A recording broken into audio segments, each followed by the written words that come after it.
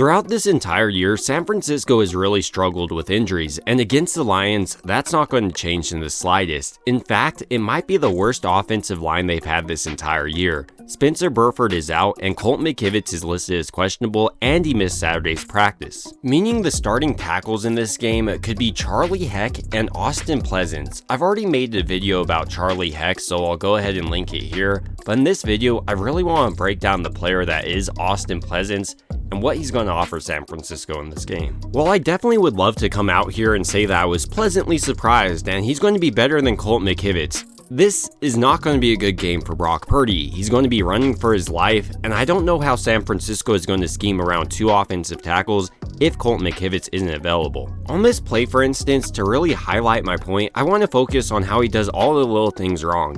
First, he needs to punch 93 before he gets inside his chest, but he just allows him to run directly inside his chest and get underneath his pads. Then rather than attacking him with his hands or doing any hand fighting, he almost hugs him, and then his base is extremely narrow. He comes in at 6'7", so he's never going to really have the advantage leverage-wise over a defensive lineman. He needs to get much lower in his base, a wider base, and attack them.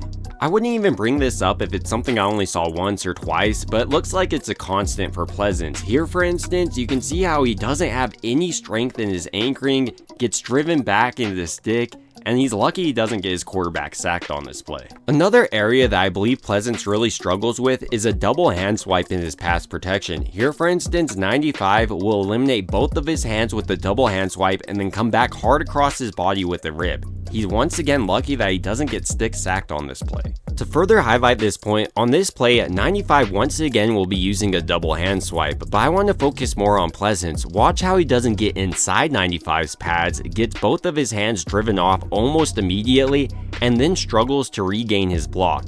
This is the type of thing that makes me seriously concerned about putting Brock Purdy out there and seeing what he can do. Another reason I think he struggles so much on these double hand swipes is he just doesn't move his feet. Look how stagnant they are.